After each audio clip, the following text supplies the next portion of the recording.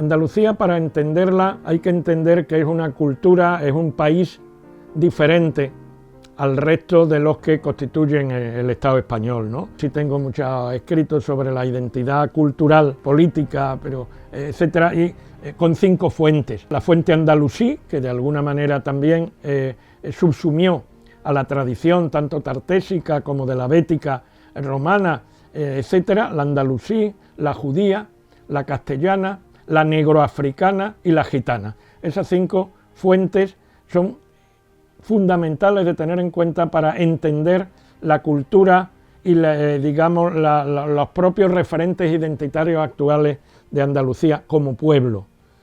Contrariamente a la historiografía oficial que se enseña en las escuelas de toda España, incluido lamentablemente las de Andalucía, y es que Andalucía prácticamente nació con la que llaman, de forma bárbara y estrafalaria, reconquista. No hubo tal reconquista, en todo caso la conquista castellana, los invasores del norte, lo mismo que antes.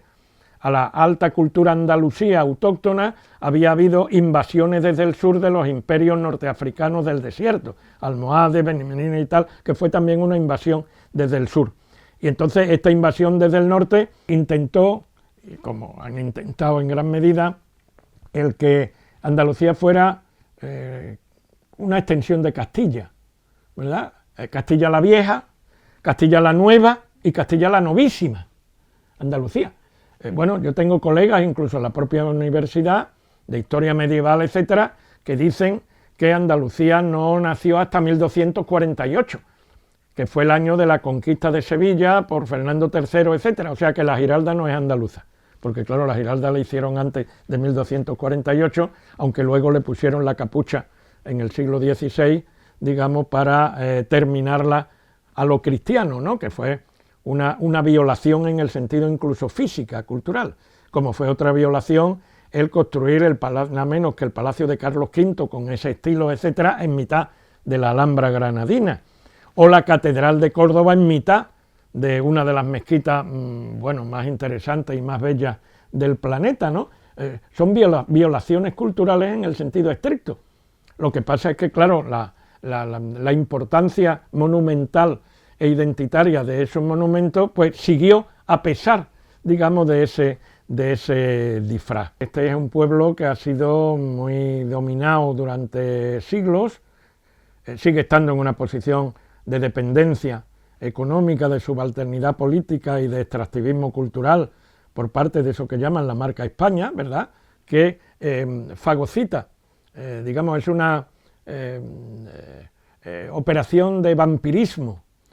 Ahora, por ejemplo, en estos días atrás, pues se ha hecho público que se van a inventar una feria de Sevilla en Madrid en mayo, ¿verdad?, como un parque temático, en vez de albero amarillo, que es la tierra amarilla propia de aquí, de Alcalá de Guadaira y tal, que hay en la feria, de césped artificial, donde para entrar en el recinto que van a poner casetas copiando las de Sevilla, donde van a alquilar trajes de flamenca, etcétera, para que quien ponen, pero para entrar es un parque temático como Disney World, ¿no? Al igual que la barbaridad que la señora esta que manda en Madrid dijo hace un año o dos que Madrid era la capital mundial del flamenco. Bueno, pues eso evidentemente es extractivismo, lo mismo que el extractivismo minero y el extractivismo agrícola que sufrimos también un extractivismo cultural, ¿no?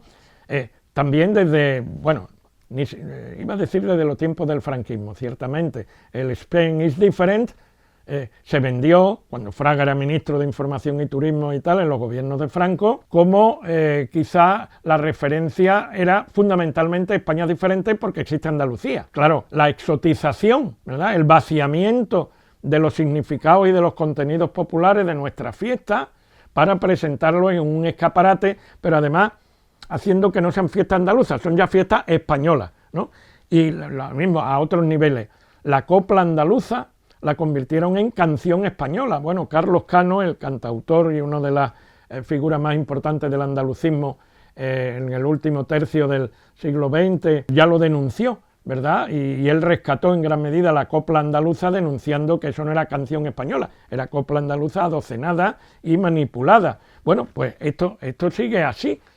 Esto es muy diferente, por ejemplo, esto que estoy diciendo de las ferias de Sevilla en Madrid. Ahora ni siquiera van a tener que tomar el AVE, sino simplemente pagar lo mismo que a Disney World y se van a poder disfrazar como se visten, no se disfrazan la mayoría de las chicas y las niñas, mis nietas mismos y tal. Aquí en la feria de Sevilla pues van a poder hacerlo la gente del barrio de Salamanca o de Madrid, etcétera, sin necesidad siquiera de montarse en el AVE. Pues mira qué bien, a ver si se quedan allí. Lo pongo como ejemplo porque es muy paradigmático de la operación esta de extractivismo, ¿verdad? De la utilización de lo andaluz, vaciándolo de significado para vestir a un maniquí inexistente que es el de la llamada cultura española, ¿verdad? Esto ocurre desde hace siglos, sobre todo desde el siglo XIX, y esta es una cuestión que se refleja en todo. Voy a poner otro ejemplo. En Sevilla mismo,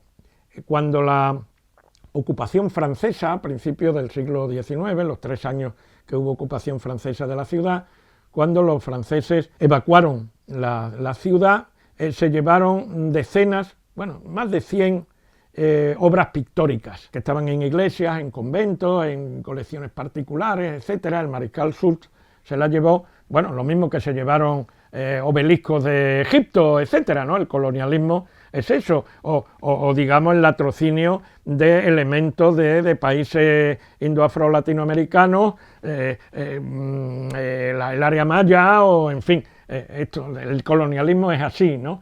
Bueno, pues en esa cuestión de colonialismo de élites, ¿no? También porque, bueno, pues se llevaron a Francia una gran cantidad de cuadros, por ejemplo, sobre todo de Murillo, Zurbarán, etcétera, etcétera. Pues lo mismo que se llevaron los ingleses de la mayor parte del Partenón, etcétera, etcétera, de Grecia. Pero ¿qué ocurrió luego?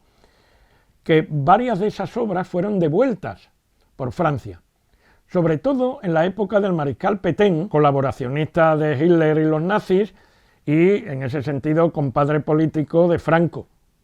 Entonces, en la época de Pétain, el Estado francés devolvió al Estado español varias de las más importantes obras pictóricas que se habían llevado siglo y pico antes los invasores franceses aquí en Andalucía. Bueno, pues prácticamente todas esas obras pictóricas se quedaron en Madrid, no se devolvieron a Andalucía y a sus lugares de origen.